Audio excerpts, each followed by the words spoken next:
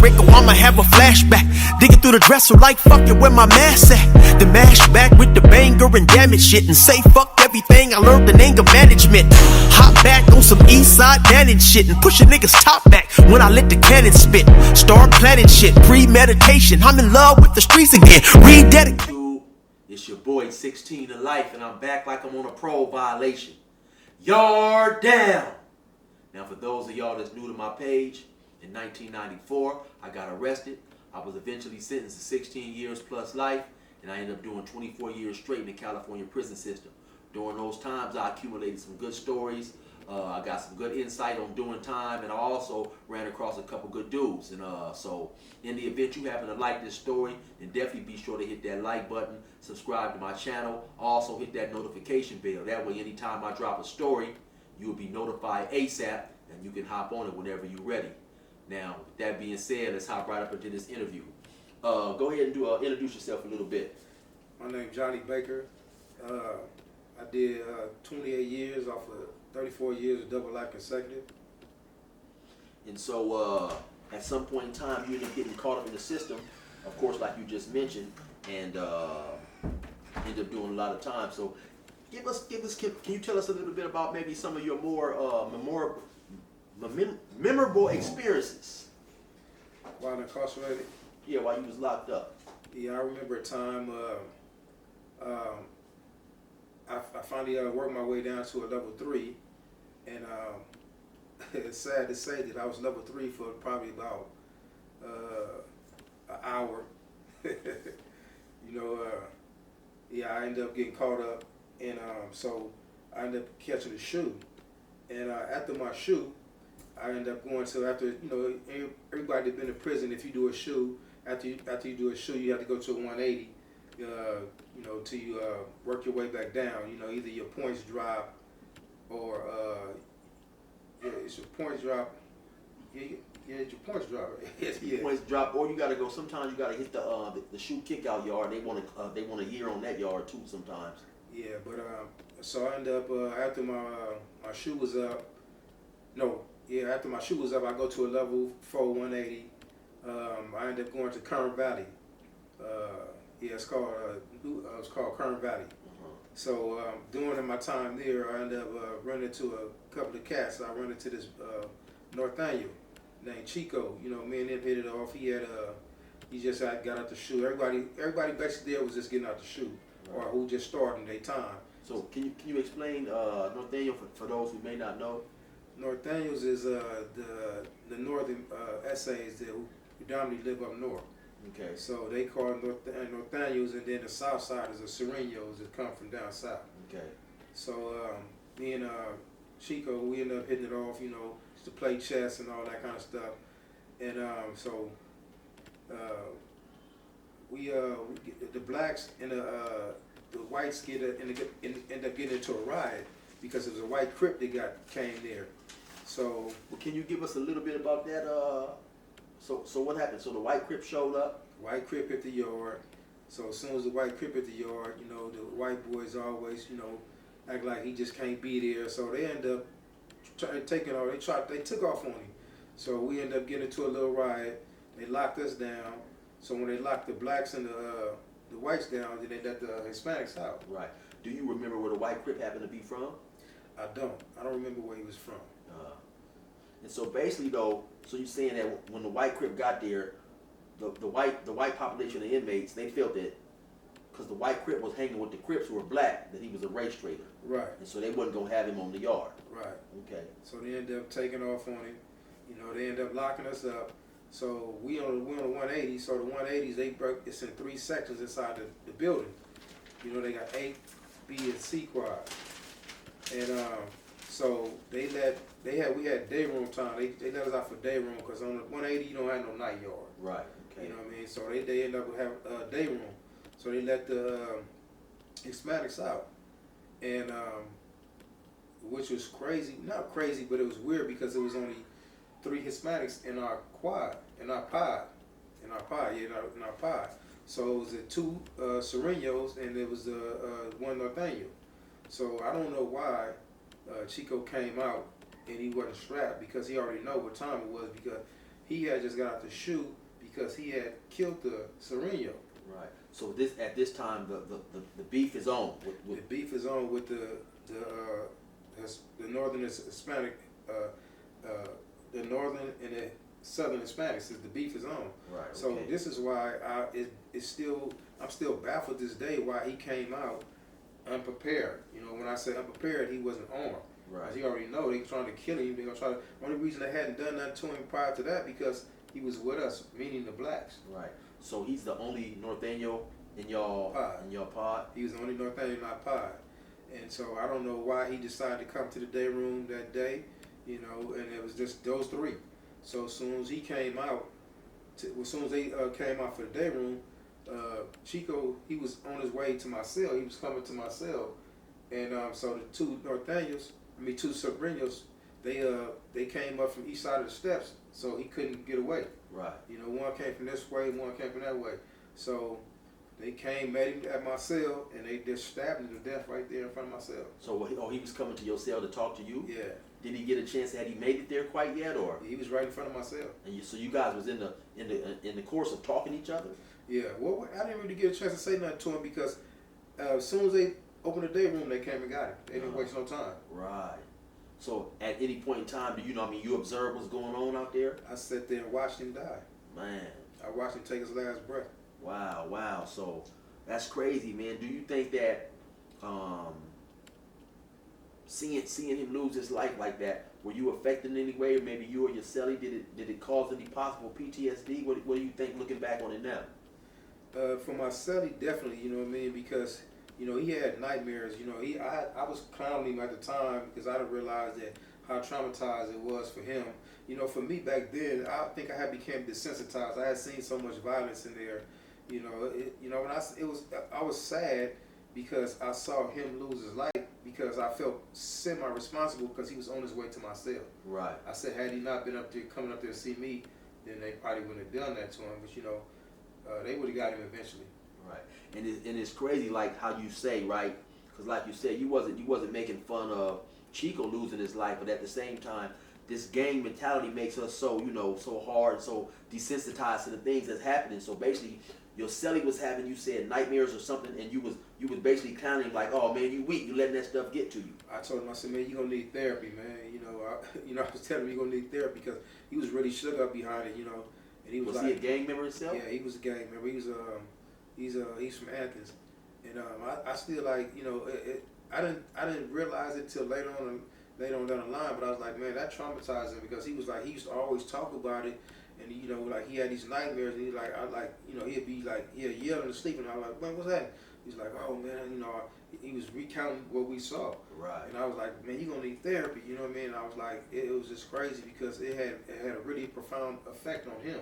Right. But like I said, I felt more guilt, like damn, if he hadn't been coming down here, they wouldn't have done that to him. Right.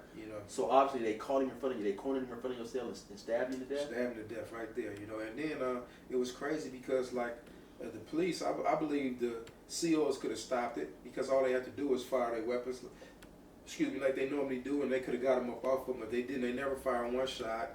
I watched these dudes stab him to death, slide their knives to my neighbor under my neighbor's door, and then they got rid of the weapons for him. And then they just pronged out till the police came, cuffed him up, and they all went off. Right. So what was the response time like when this individual got stabbed? Did they get there quick, or did they just kind of let him? It happened so fast. You know what I mean? Because you don't really take a long time to take another human being's life. I realize. Right. You know what I mean? Whether with a weapon, a knife, or a gun, it happens very quickly. All that whole scene took, I'm gonna say, 6 to 7 minutes. Right. Maybe even faster than that. Right. But I was asking that once the COs observed that this was going on, and they called for medical. Did it take a long time for the medical to get there? Did it seem like they was concerned with getting Chico some help, or? No, I don't think so because, like when the COs came, because they hit the alarm, the COs come running there. They come in there before the FTAs come in there. Right. So they came in there like these dudes, because they want to make sure that they're not going to be harmed. You know, because sometimes, you know, it's been times where people, you know, fake a fight or whatever and then get the police. So, you know, they prepare for all that kind of stuff now. So, like I said, after they stabbed him, they got rid of their weapons. So the tower is watching all this. Yeah. Because they have this angle from that pod where they can see all this stuff. Because the pod is really small. Right. And at the time, the tower, like you said, had the Mini 14 or a weapon. Yeah, he could have stopped it. So he could have chose to shoot the block gun or something. Anything. He could have did something to get them dudes off him. I done seen him shoot for fist fights. Right. You know, in that same building? Not in that building, but at other institutions. You know what I Right. mean? So if you know, that's one thing. Like I done been in a lot of institutions and they have signs that say it's no warning shots. Right. No, that's how it was when I first So hit. they No can, warning shots. they can blow your head off anytime they want to. Right. So that's another thing that you have to be prepared and understand too. When you get into a fist fight, you can lose your life. Right. Right. And so, you know, that leads right into my next question, man. So, what was it like knowing that you could lose your life at any moment, or you might have to take a life at any moment? What would, you know, explain, you know, to the viewers who ain't never done no prison time, what's it like? That's that. You know, you come in there and you I think for me it turned me into a different person. You know, because like on the streets I had my 357 Magnum. In there I had my knife. I had two knives. You know, I had plastic that wouldn't go off from the metal detector from the wine, and then I had metal. You know, so the metal, you know what I mean, the metal that's something you don't have to worry about breaking and bending like plastic. Sometimes you don't have some good plastic, you know, it might break. Yeah. But that metal ain't gonna break. Right. You know, but they can wind it and find it. Yeah. So, you know, but you know, you go through life and you have to be prepared to take a life to save your life. And so, you know, I think like a lot of us sometimes we hear certain stories about what it's like going to prison, but what is it like once you actually see that first incident of violence that makes you think like, damn, man, I got to get a knife. It's way more important to have one and get caught with it than to not have one and need it. So what is it like when you see that first experience that makes you realize, you know, that shit is serious? Once you see something like that take place and you realize that, okay, now I see that these dudes are not playing, so I can't be playing up in here. Right. So, you know, like again, it puts you into this mindset of like beast mode. Right. You know, it's like, you know, everything I've done, I never wanted to be a victim. Although I made so many other people my victims, I never wanted to be a victim because I know how, you know, you're so vulnerable. Right. And then, you know, I think that, you know, a lot of people watching, they think that everybody in prison carries knives, but you know, in my experience, it's a trip because everybody's like in anything. Everybody's level of dedication is not the same. You know, you still have some people seeing this violence, and they don't want to take the chance of getting caught with a knife and going to the hole. So Right. they prefer not to have a knife. And that can be a very costly mistake. Right. You know, because and then you have people that have a knife and won't do one with. Right. Won't use it. So, you know, you don't want to be that guy either. Yeah. So do you think that coming to prison on your second sentence, it changed the person you were due to the time you had, or did it make you, you know, was it any difference between your first sentence and your second sentence mentally? Absolutely. You know, the first time, you know, I was passing through. You know, Right. I had 5 years, so I knew I was going home. You know, the second time, I didn't know when I was going home. So, you know, the stakes were higher. You know, plus, like I had, you know, I had done so much stuff in that short time that I was out there, I created way more enemies. And when I left, you know, I had did some things that left some enemies in prison. So now, you know, I'm back.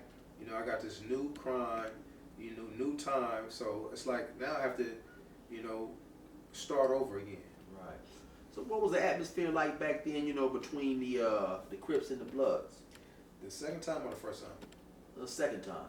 The second time was a little different because, again, you know, on the higher levels, you know, it's more, you know, what these youngsters don't understand today, you know, the same dudes that you view as enemies on the streets you're going to have to be your allies while you're in prison, you know.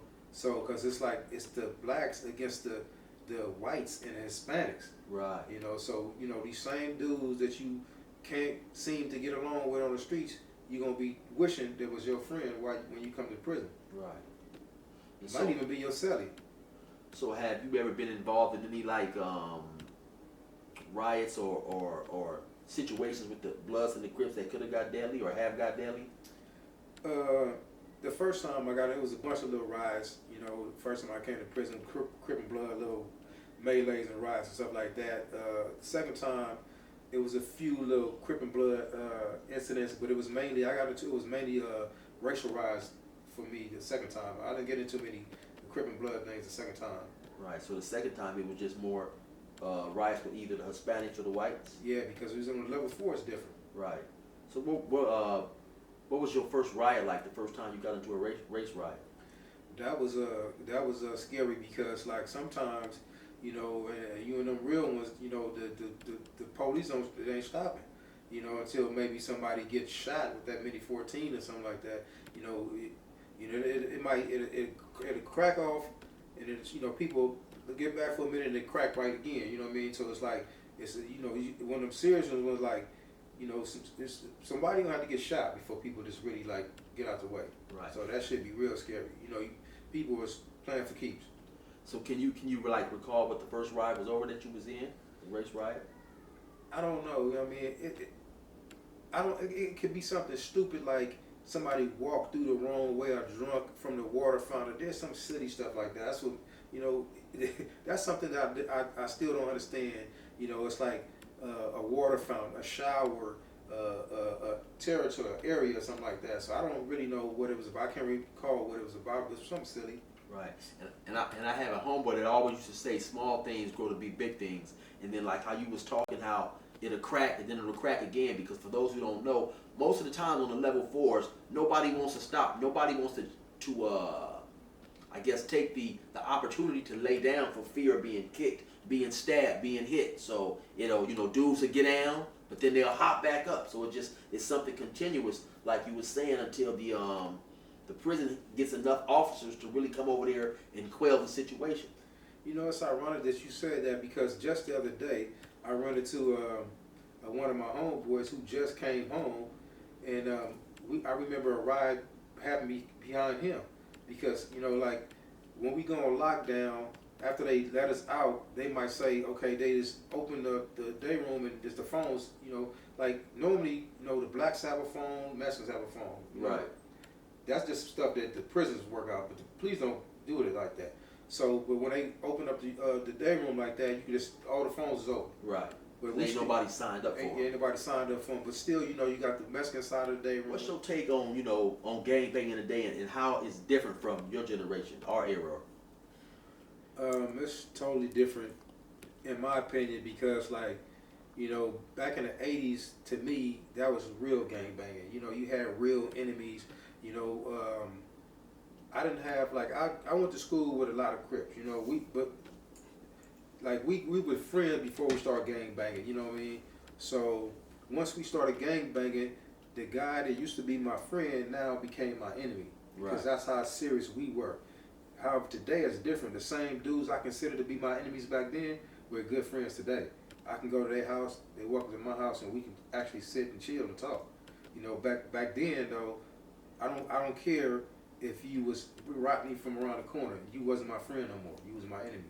And today is just like it's so strange to me the way they are now. It seems like nobody is. It's like Crips and Bloods are friends now. Right. Crips and Bloods is clicking up together to get other Crips and other Bloods. I don't understand that. Yeah, it's not like you say. It's not all about Crip versus Blood no more. Now today it's more of basically this gang versus that gang. And today you have certain gangs who have alliances that wouldn't have had them back in the other day. You know, so back in the day. So yeah, it's definitely different. And then of course you got a lot of Crips that wear red. You got a lot of Bloods that wear blue. So it's definitely everything has changed, man. And I think that when things change, that definitely lets us know it's time to get out the way. And that's exactly what I did, is got out the way, because I remember when I came to the transitional house. I'm in the transitional house. I see this cat. He got on red Converse. He got on everything red. I thought he was a Blood. I didn't say nothing to him. He didn't say nothing to me. And then I saw another dude, an older dude. I knew he was a Crip because he reminded me of Dub C. Older dude. You know, he's from A7 Gangster, because I seen A7 Gangster on him. And he's he's like this old gang member who don't know when his time has passed. That's how I viewed him. Right. And when I say Dub C, because he reminded me of Dub C, you know, his look and his persona and all that. But what threw me off is he's from 87 Gangster, and yet I hear him say Crab. Totally don't go together. Right. So I'm like, what the fuck is up with this dude? Yeah. You know, so he's saying Crab so loud that the dude in all red said, cuz this neighborhood. So that shot me in him. Right. So now the dude from 87 Gangster, he get the backtracking. You know, but you know, so I'm like, I guess he was trying to impress the other dude because he thought it was a blood, but the dude told him he was neighborhood 40s and all that, shocked the shit out of me and spooked the shit out of him. Yeah. And I was like, damn, man. I was like to myself, had I not been, you know, where I'm at, that dude would have tricked me too. Because I thought he was a blood. He was a Crip. Right. So you don't know who's who now. Most definitely. And so, by you doing 28 years and then you coming home, what was some of the things that that was different that basically like astounded you? You know, some of the things that had changed dramatically, and I don't necessarily mean in the gangbanging world. I just mean period. What was different coming home after doing that 28 years? That's a good question because it was a lot of things. You know, it's hard to just pinpoint one thing, but everything had changed. You know, different. You know, obviously building things that was built. You know, like stores. You know, there wasn't the same names. Like, you know, I grew up. You know, ABC Market and all that kind of stuff. You don't see that no more. You know, and just different things. You know, so it's hard to just pinpoint one specific thing. Yeah, yeah. So, what was it like, real quick, man, when you finally went to the parole board and they told you that you was suitable? Because just real quick, how many times did you go to the parole board before you actually was found suitable? I got found suitable in my second hearing. Oh, okay. Yeah. Had you postponed any hearings, anything like that? Nope. On my initial hearing, you know, I could have got found suitable in my initial hearing, but I realized that I said something that was incredibly stupid, not only to the commissioners but to myself.